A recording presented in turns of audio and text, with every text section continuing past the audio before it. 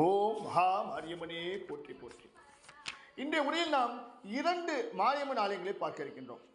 அதாவது சென்னையில் இருக்கும் 2 ஆலயங்கள்.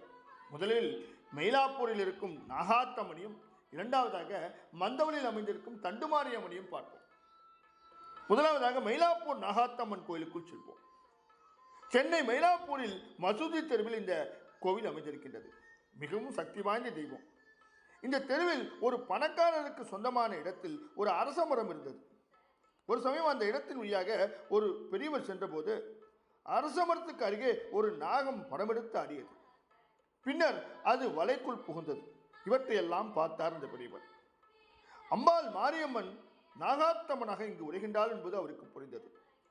அந்த இடத்தில் தென்னங்கீற்று வைந்து மஞ்சள் குங்குமம் இவற்றையெல்லாம் தழுவி தினமும் கற்பூர தீபம் காட்டி வந்தார்.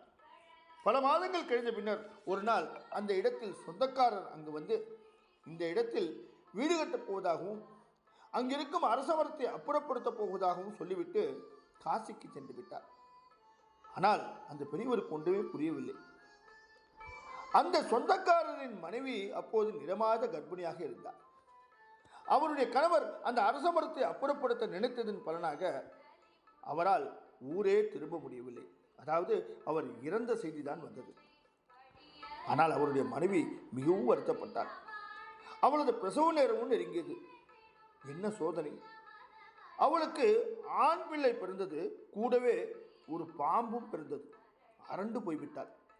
அப்போது அங்கிருந்த ஒருவருக்கு அருள் வந்து, உன் கணவன் இந்த மரத்தை வெட்டப் போகிறேன், இந்த கோவிலை பிரித்து விடு என்று சொல்லிவிட்டு காசிக்கு சென்று விட்டான். நாகாத்தம்மன் குடியிருக்கும் இந்த அரசமரம் சக்தி வாய்ந்தது. ஆகவே இந்த மரத்தை வெட்டக்கூடாது என்பதற்கு அடையாளமாகத்தான் குழந்தையோடு பாம்பும் பிறந்திருக்கின்றது என்றது. பிள்ளை பெற்ற பெண் அரச மரத்தை வெட்டக்கூடாது என்ற முடிவுக்கு வந்தார். உடனே பிள்ளையோடு பிறந்த நாகம் இறந்தது. அரச மரமும் பிழைத்தது. அந்த ஆண் பிள்ளையும் பிழைத்தது. அரச மரத்துடன் சேர்ந்து அந்த கோவிலை கட்டினாள் அவர். ஆடி வெள்ளி திருவிழா இங்கு விமர்சையாக நடைபெறுகின்றது. செவ்வாய் வெள்ளி போன்ற நாட்களில் பாலாபிஷேகம் செய்து அம்பிகையின் அருளை பெறுகின்றார்கள் பக்தர்கள். இன்றளவும் இந்த திருக்கோவிலுக்குள் குடிகொண்டு அம்பாள் அனைவரையும் காத்தருகின்றார். இதேபோல சென்னை வால்டாக்ஸ் ரோடில் நாகம்மன் அரச மரத்தடியில் புற்றுடன் இருந்து அருள் பாலிக்கின்றாள். பராசக்தி பொதுவானவள். அன்னை அகிலத்து நாயகி.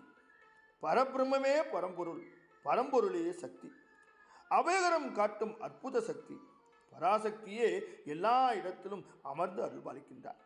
அடுத்ததாக மந்தவெளியில் அமைந்திருக்கும் தண்டுமாரியம்மனை பார்த்து விடுவோம். சென்னை மந்தவெளி மார்க்கெட் எல்லோருக்கும் தெரிந்த இடம். இடம் சிறிதாக இருந்தாலும் இங்குள்ள ஐயப்பன் கோவில், தண்டுமாரியம்மன் கோவில் இரண்டும் மிகவும் பிரசித்தம். அம்பாள் நோய் தீர்ப்பதில் மிகவும் வல்லவள், சக்தி வாய்ந்தவள். இதனை உணர்ந்தவர்களுக்கு மட்டுமே இவளது அருள் புரியும். இந்த திருக்கோவிலில் வந்து மந்தளித்தல், வேப்பிலை பாடம் போட்டாலே போதும், நோயெல்லாம் பறந்தோடி விடுகின்றது. கண் பார்வை இல்லாத பெரியவர்களுக்கெல்லாம் கண் பார்வை அளித்திருக்கின்றாள் இவர். இங்கு பூஜை செய்பவர் கிராமணியார். இவர் வருகின்ற அன்பர்களுக்கெல்லாம் வேப்பிலை பாடம் போடுவது, சீட்டு எழுதுவது, முடிகயிறு போடுவது இவைகளெல்லாம் வழக்கம்.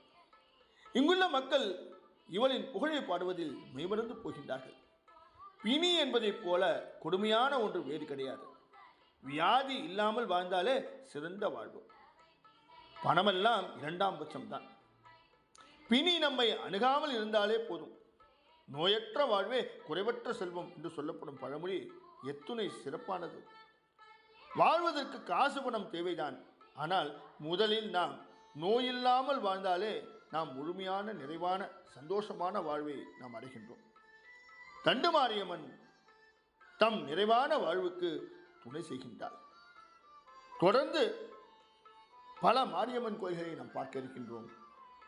இன்று இந்த 2 ஆலயங்களை பற்றி உங்களோடு பகிர்ந்ததோடு இன்றைய உரையை நாம் முடித்துக்கொண்டு நாளை வேறொரு மாரியம்மன் ஆலயத்திற்குள் உங்களை சந்திக்கின்றேன்.